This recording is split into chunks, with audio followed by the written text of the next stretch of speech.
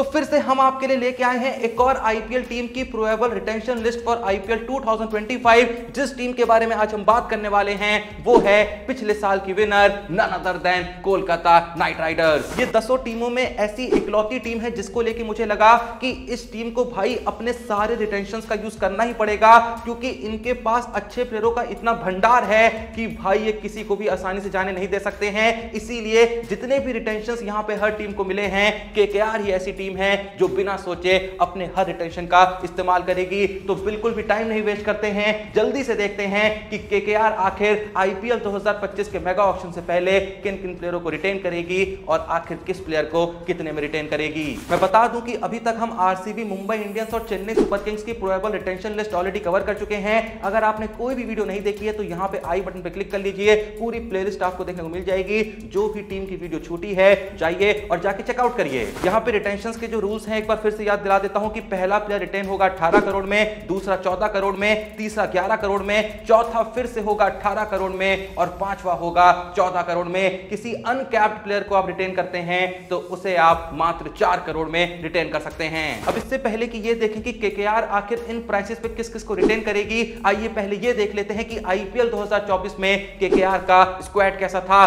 ताकि मेरे साथ साथ आप भी इस बात की कैलकुलेशन कर सकें कि भाई कौन से प्लेयर्स हैं इनमें से जो कि रिटेन होना डिजर्व करते हैं और कौन से प्लेयर्स हैं जिनको रिलीज कर देना चाहिए। तो केकेआर के बैटर्स की तरफ नजर डालें तो केकेआर के पास हैं Shreyas Iyer, Rinku Singh, Rahmanullah Gurbaz, Nitish Rana, Sherfane Rutherford, Phil Salt, KS Bharat, Manish Pandey और अंकुरिश रघुवंशी। और राउंडर्स की बात करें तो केकेआर के पास है सुनील नारायण, अनुकूल रॉय, रमनदीप सिंह, आंद्रे रसल और वेंकटेश अय्यर। बॉलर्स की बात करें तो इनके पास है सुयश शर्मा, अल्लाह गजनफर, दुष्मंत चमीरा, साकिब हुसैन, वैभव अरोड़ा, वरुण चक्रवर्ती, मिचेल स्टार्क और चेतन साकरिया। अब बारी आती है ये देखने की कि इन सभी प्लेयर्स में से वो पहला प्लेयर कौन सा होगा जिसको केकेआर पूरे 18 करोड़ में रिटेन करेगी। मुझे नहीं लगता है कि भाई इस नाम को सोचने में बिल्कुल भी टाइम वेस्ट होना चाहिए, ना ही केकेआर टाइम वेस्ट करेगी, क्योंकि वो नाम है none other than Sunil Narayan का। और देखो सुनील नारायण पूरे 18 करोड़ में रिटेन होंगे,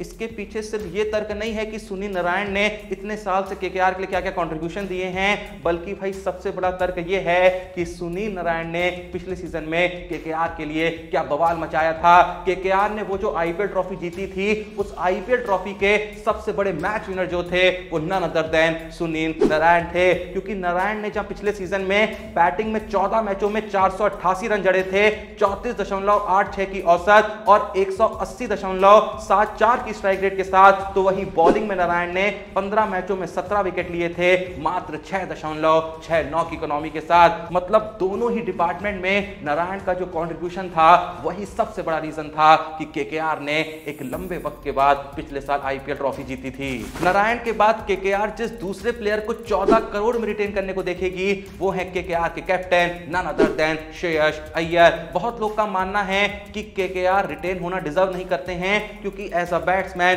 पिछले सीजन में वो कुछ बहुत खास नहीं कर पाए थे। उन्होंने 14 मैचों में 351 रन जड़े थे, 39 की औसत और 146.86 की स्ट्राइक रेट के साथ। लेकिन भाई केकेआर को रिटेन करने के पीछे क्या सिर्फ ये देखा जाना चाहिए कि उन्होंने एज अ प्लेयर कितना कंट्रीब्यूशन दिया था? भाई सबसे बड़ा कंट्रीब्यूशन था उनका एज अ कैप्टन। एक लंबे वक्त के बाद केकेआर ने ये जो ट्रॉफी जीती है, अगर उसका थोड़ा सा भी क्रेडिट हम उसके कैप्टन को ना दें तो फिर भाई ये तो नाइंसाफी है ना। हम माना कि गौती भाई भी पिछले सीजन में आए थे, जिनका भी एक महत्वपूर्ण रोल रहा होगा, लेकिन भाई देखो ये हर कोई जानता है कि अय्यर एक अच्छे कैप्टन हैं। तो एक अच्छे कैप्टन को यूं ही जाने देना जिसके अंडर खासकर आपने ट्रॉफी जीती हो, भाई ये बहुत बड़ी गलती होगी।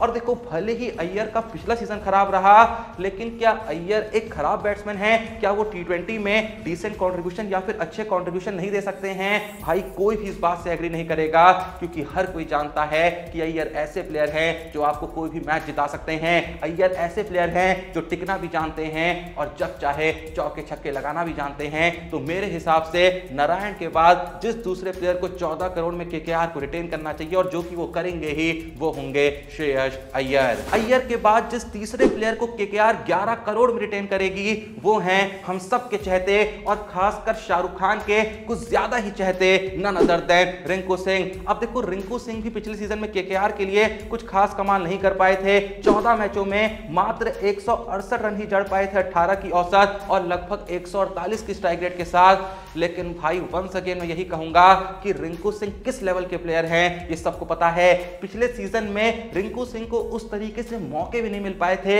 ये भी एक बहुत बड़ा सच है, क्योंकि ओपनिंग में जो भी आ रहा था चल ही रहा था, चाहे वो नारायण हो गए, चाहे वो फिल सॉल्ट हो गए, फिर वेंकटेश अय्यर भी कमाल की पारियां खेल रहे थे, फिर बीच में श्रेयस अय्यर भी एक डिसेंट कंट्रीब्यूशन दे रहे थे। देन उसके बाद कई मैचेस में आंद्रे रसल को रिंकू सिंह से पहले भेज दिया जा रहा था, तो जब भी रिंकू सिंह आ रहे थे ज्यादा बॉलें नहीं बच रही थी, आते ही उनको चौके छक्के लगाने थे, तो वहां पे जो भी छोटे मोटे कंट्रीब्यूशन वो दे पा रहे थे वही देके जा रहे थे। अब देखो यार रिंकू सिंह ने इंडिया के लिए क्या क्या कमाल करा है T20 में, और पहले भी केकेआर के लिए वो कितने इंपॉर्टेंट मैच विनिंग कंट्रीब्यूशन दे चुके हैं ये सबको पता है। ऐसे में 11 करोड़ रिंकू सिंह को देके रिटेन करना ये कोई बहुत बड़ी गलती नहीं होने वाली है। अगर आप रिंकू सिंह को छोड़ेंगे तो भाई इससे ज्यादा ही प्राइस में बिकेगा वो मेगा ऑक्शन के अंदर, इस बात को हर कोई जानता है। तो मुझको पता है कि केकेआर ये गलती बिल्कुल नहीं करेगी और कम से कम रिंकू सिंह को 11 करोड़ में जरूर रिटेन करेगी। इस तीसरे रिटेंशन के बाद अगर बात करें चौथे रिटेंशन की, जिस प्लेयर को रिटेन करने के लिए एक बार फिर से आपको 18 करोड़ रुपए खर्च करने होंगे, तो भाई वो प्लेयर जो डिजर्व करता है कि उस पे 18 करोड़ रुपए खर्च हों वो हैं आंद्रे रसल। जितने बड़े मैच विनर सुनील नारायण पिछले सीजन में केकेआर के लिए रहे थे, उतने ही बड़े मैच विनर या फिर उससे थोड़े से कम मैच विनर आंद्रे रसल भी पिछले सीजन में केकेआर के लिए रहे थे, क्योंकि उन्होंने भी दोनों ही डिपार्टमेंट में एक अच्छा कंट्रीब्यूशन दिया था। जहां बैटिंग में वो 14 मैचों में 222 रन जड़ के आए थे, 31.71 की औसत और 185 की स्ट्राइक रेट के साथ। तो वहीं बॉलिंग में भी 15 मैचों में 19 विकेट लिए थे, जो कि भाई एक कमाल का परफॉर्मेंस है सिर्फ अगर एज अ बॉलर भी देखें। लेकिन रसल जो हैं वो सिर्फ बॉलिंग में कंट्रीब्यूशन नहीं देते हैं, दोनों ही डिपार्टमेंट में इक्वल कंट्रीब्यूशन देते हैं। बॉलिंग में ऐसे हैं कि आप शुरुआती ओवर में डलवा लें, आप बीच के ओवर में डलवा लें और जरूरत पड़े तो डेथ ओवर में डलवा लें। वहीं बैटिंग में भी जितनी भी कठिन सिचुएशन हो रसल को भेज दें। जब तक रसल हैं तो फिर विपक्षी टीम के अंदर हमेशा ये डर बैठा रहता है कि हाँ भाई ये रसल ना कोई भी मैच जिता सकता है। तो ऐसे में अगर आप इस प्लेयर के ऊपर 18 करोड़ रुपए खर्च नहीं करेंगे तो किसके ऊपर करेंगे? तो इसीलिए मुझे लगता है कि भाई केकेआर के अंदर जो दो प्लेयर 18 करोड़ में रिटेन होंगे, पहले है नारायण और दूसरे हैं रसल। क्या आप भी इस बात से एग्री करते हैं? कमेंट सेक्शन में जरूर बताइएगा। रसल के बाद अगर बात करें उस पांचवें प्लेयर की जिसको केकेआर 14 करोड़ में रिटेन करने को देखेगी, तो वो हैं वरुण चक्रवर्ती। भूलो मत, वरुण चक्रवर्ती पिछले सीजन में केकेआर के लिए हाईएस्ट विकेट टेकर रहे थे, जहां उन्होंने 15 मैचों में 21 विकेट लिए थे मात्र 8.04 की इकोनॉमी के साथ। वहीं अगर उससे पिछले सीजन की बात करें तो वरुण चक्रवर्ती ने 14 मैचों में 20 विकेट लिए थे मात्र 8.15 की इकोनॉमी के साथ। तो ऐसे में अगर केकेआर वाले 14 करोड़ में वरुण चक्रवर्ती को रिटेन करते हैं तो ये भी कोई बहुत बड़ी गलती नहीं होगी। तो उम्मीद है कि यही 5 रिटेंशंस होंगे जो हमें केकेआर की तरफ से देखने को मिलेंगे। अब देखो कुछ नाम ऐसे थे जो मैं चाहता था कि भाई मैं रिटेन करूं, लेकिन किसी वजह से नहीं कर पाया, जैसे कि फिल सॉल्ट हो गए, वेंकटेश अय्यर हो गए, हर्षित राणा हो गए, मिचेल स्टार्क हो गए। लेकिन भाई यहां पे भूलो मत कि हर टीम के पास राइट टू मैच इस्तेमाल करने का भी ऑप्शन है। हां, अगर केकेआर वाले ऑलरेडी 5 रिटेंशंस कर लेंगे तो राइट टू मैच के तहत बस वो एक ही प्लेयर को वापस अपनी टीम में ला सकते हैं। इसीलिए मैंने ऐसे प्लेयर छोड़े हैं जो अगर किसी वजह से चले भी गए तो केकेआर को बहुत दुख नहीं होगा। हां, बहुत लोग का मानना है कि केकेआर वाले हर्षित राणा को 4 करोड़ में as an uncapped player retain कर सकते हैं। लेकिन भाई भूलो मत कि भारत और बांग्लादेश के बीच ये जो T20 सीरीज चल रही है, क्या पता इसमें वो डेब्यू कर लें। तो 31 अक्टूबर से पहले अगर उनका डेब्यू हो जाएगा तो उनको एक अनकैप्ड प्लेयर नहीं गिना जाएगा।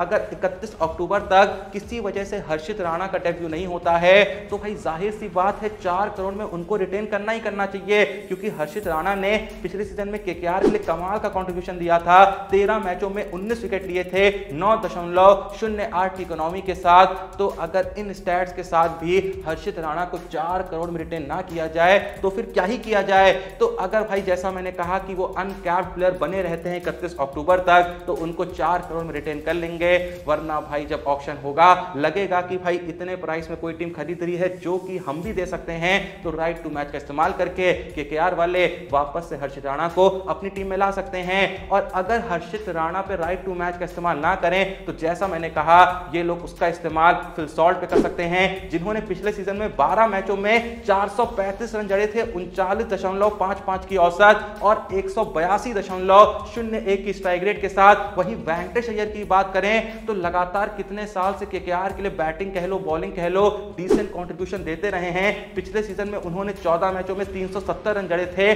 46.25 की एवरेज और 158.80 की स्ट्राइक रेट के साथ। वहीं पे अगर फिल सॉल्ट, वेंकटेश अय्यर या हर्षित राणा पे केकेआर वाले राइट टू मैच का इस्तेमाल नहीं करते हैं तो हो सकता है कि स्टार के ऊपर यूज कर लें, क्योंकि स्टार का सीजन भले ही खराब शुरू हुआ था लेकिन सीजन एंड होते होते उन्होंने 14 मैचों में 17 विकेट ले लिए थे 10.61 की एक खराब इकोनॉमी के साथ। लेकिन ये इकोनॉमी शुरुआती मैचों में इतनी खराब हो गई थी कि बाद में जब उन्होंने कमबैक करा भी तब भी इस इकोनॉमी में ज्यादा सुधार नहीं हो पाया। और देखो स्टार कैसे प्लेयर है ना, मुझे लगता है खासकर ऐसा शायद बहुत लोग एग्री ना करें कि अगर चले भी जाएं किसी के पास बड़ी प्राइस में, किसी का बजट खाली हो भी जाए तो ज्यादा चिंता करने की बात नहीं है, क्योंकि स्टार अब टी20 में कोई बहुत ऐसे धमाकेदार बॉलर नहीं बचे हैं। खासकर इंडियन पिचेस में ऐसा कोई बहुत कमाल नहीं कर पाते हैं कि भाई किसी टीम को डर लगे। तो मुझे लगता है कि अगर राइट टू मैच का इस्तेमाल करना ही है तो वेंकटेश अय्यर पे करिए, फिल सॉल्ट पे करिए, क्योंकि फिल सॉल्ट जो है वो एक विकेट कीपर भी हैं, तो आपको एक अच्छा विकेट कीपर ही मिल जाएगा।